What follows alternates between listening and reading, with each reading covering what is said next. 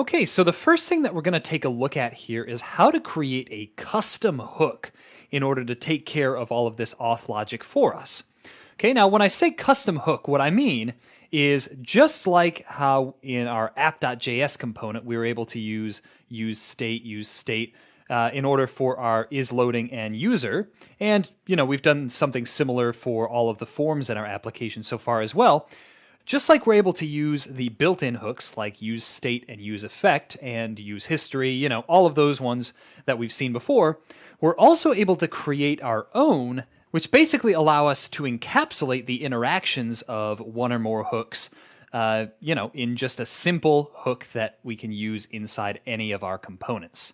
So in order to understand what we're going to be doing here a little better, let's take a look at the JSX again of our app component, and we're going to see that there's an awful lot of places in here where we're passing in this user prop, or some form of it to the components that our app component is displaying, right? We've got one in our nav bar, auth route, unauthed route, home page. You can imagine that, in other pages that we'd have, we would also have to pass this thing in as well. Basically, anywhere that we're going to need any kind of auth logic, we're going to need to pass this user thing down as a prop. And that's not ideal, right? Because it leads to a lot of props drilling. If we have our app component up here, and our app component's displaying some page components, and each of those page components is displaying its own components, and each of those components is displaying its own components. If one of these components down here needs the user, right,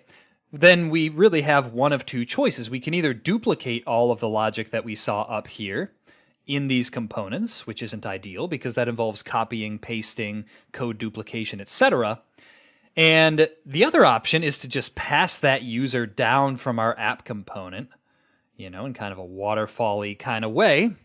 And that's not ideal either because that leads to a lot of props drilling. Now, there are other ways that we could do this. We could use context if we wanted to. We could probably do something with Redux if we wanted to. But really the most straightforward way to do this is to use a custom hook. Now, to see what a custom hook is going to look like, what we're going to do is just create one here.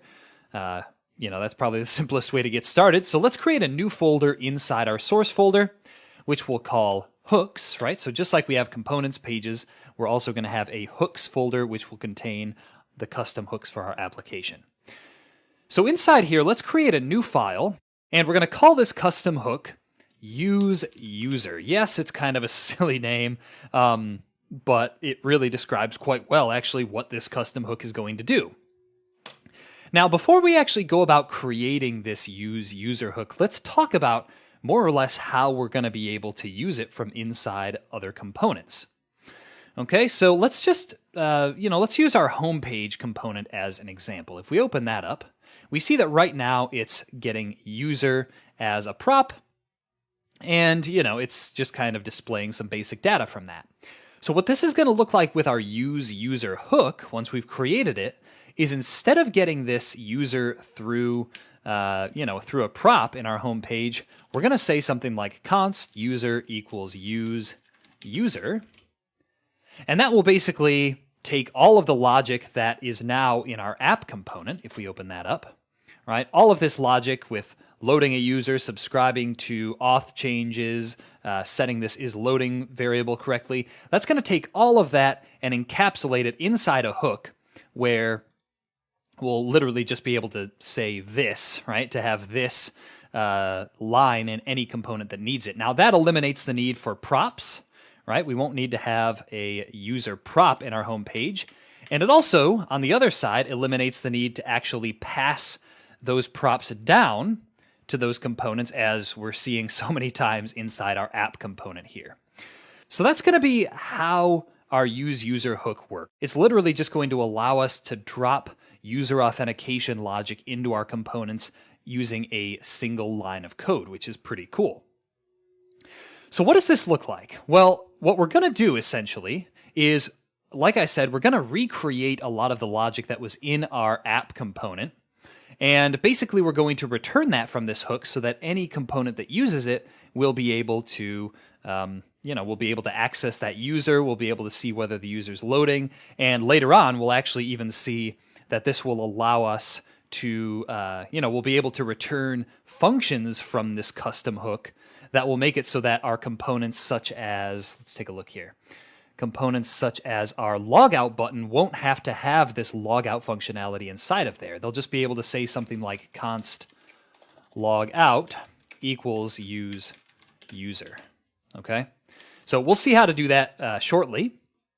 The first thing we're going to do is export this custom hook. We're going to say export const use user equals, and it's not going to take any arguments. Now, if you haven't worked with custom hooks before, you've got to realize that custom hooks are just JavaScript functions that have to start with this use prefix, and generally they also use other hooks inside of them, such as use state hooks. Okay, so what this is going to look like, we're going to start off by importing the use state and use effect hooks from React. And underneath that, we're going to import the get auth and on auth state changed hooks. Well, those aren't hooks, actually. Those are just functions from Firebase/auth. All right, so what we're going to do next is we're going to basically recreate, as I said, all of the logic that we had inside our app component, and we're going to put it inside our use user hook. So what that'll look like, we'll start off by saying const auth equals get auth.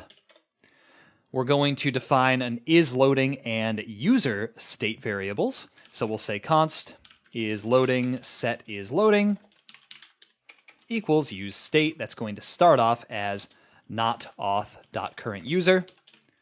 Right, so that's essentially exactly what we were doing in app.js, where if the current user doesn't exist, then loading or isLoading will be true initially. And we're also going to say const user set user equals use state auth.currentUser. All right, so now that we have those state variables, the next thing we're going to do is create a subscription using the use effect hook. Okay, and inside here, we're going to use on auth state changed. So we'll say on auth state changed.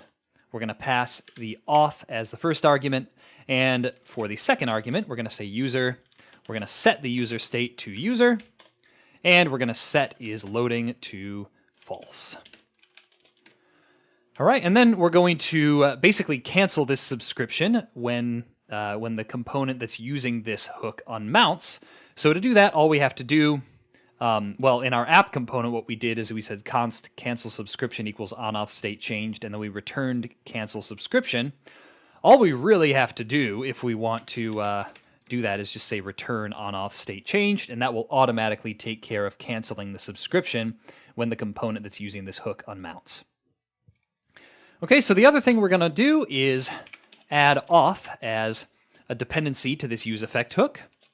And last but not least, here's the part that's a little bit different from what we saw in our app.js. We're going to return both the isLoading and user state variables from this hook, which will make those accessible to the component that's using this hook. So all that's going to look like, we're going to return these two state variables as properties of an object. So we're going to say return isLoading and user. And that's really all we need to do. So this is our use user custom hook. So let's see now how we can actually use this. First of all, I guess we'll just try this out on our app component, and then we'll see how to actually incorporate it into each of our other components that we're using down here. All right, so first of all, in our app component, we're just going to delete all of this stuff completely. And then what we're going to do is we're going to import our custom hook. We won't need these things, by the way. We can delete get auth on auth state changed, and we can delete the use state use effect import. Okay, and then we're going to import our custom hook by saying import use user from hooks/use user. And last but not least, we're going to use this thing by saying const isLoading use user, or not use user, just user, equals use user. Okay, and that will basically make isLoading and user, right, the exact same ones that we had inside our app component as state variables earlier. That'll make those accessible to the rest of our JSX inside of here, and everything should work just as before. So let's just run our application here to make sure I didn't make any typos, make sure there's no errors. And sure enough, everything looks like it's working well, right? We had the isLoading message at the beginning. If we log out now and try and log back in, we'll say sean@gmail.com and we'll do ABC123, try logging in. Sure enough, we should see successfully logged in and okay, and we should basically be back at our homepage. So it looks like everything is working just as before, except now we're doing that with a custom use user hook. So one thing that I want to point out here, because people tend to get hung up on custom hooks, no pun intended, and they tend to look at them as something more complicated than they really are. Note that really all we did inside this custom hook was we took the exact logic from our app component. This is almost, verbatim what we had inside our app component. And instead of having it inside app.js, we just basically wrapped it inside this use user function. Okay? And then, in order to define what our app component can access inside this box here, all we have to do is define the return statement, and that really defines what our app component, or any other component for that matter, can access inside of here. So if you want to think of custom hooks that way, as literally just copying and pasting, again, almost verbatim, all of the logic from inside one component, right? If the logic's getting too complex, or if you want to share it between multiple components, just copying and pasting all of that and just adding a return statement that contains all of the data in whatever format you want, right? You can do an object, you can do an array, you can just return a single value if you like. Basically, by doing that, you're defining what components have access to inside, inside this custom hook. So I hope this has been informative for you, and I'd like to thank you for viewing.